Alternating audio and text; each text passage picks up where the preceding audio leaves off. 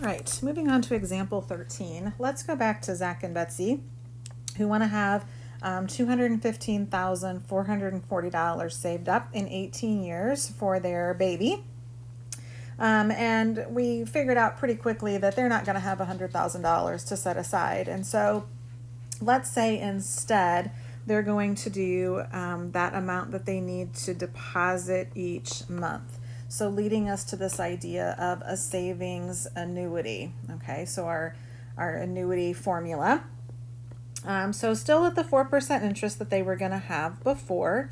But again, looking at the formula, now we know the final amount that they want to have. They want to have $215,440.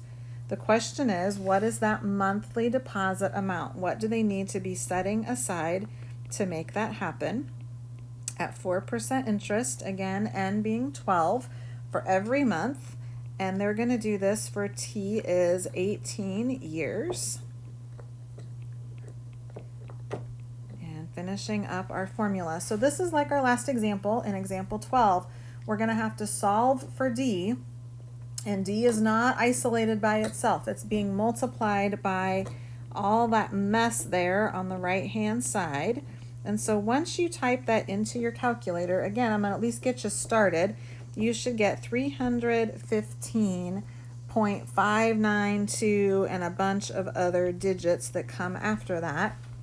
We're not going to round.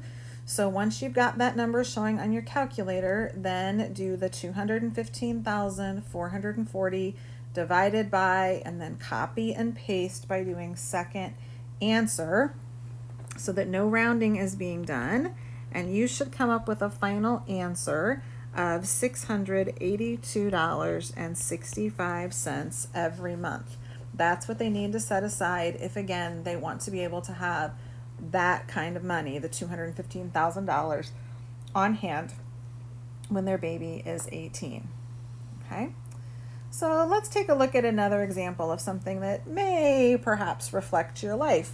Let's say you're about 21 years old and you've got a coffee habit. You spend $8 a day on 2 cups of coffee. And your mom and dad are like a little shocked perhaps at how much money you spend on coffee. And so they say you'll be better off if you just take that $8 a day and put it into a retirement account. And you say, fine, I'm going to retire when I'm 55 because you're not going to work until 65 or 70 or 75. No way. And 4% is a safe estimate for a rate of return on a low-risk investment. And so you're not going to be very risky. And so that $8 you want me to save, yeah, well, how much is it going to get you?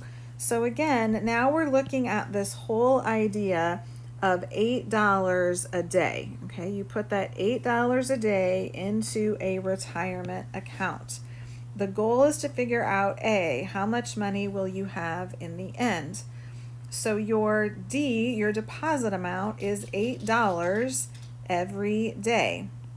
We're going to do that at 4% interest, again, daily. So our N is now 365.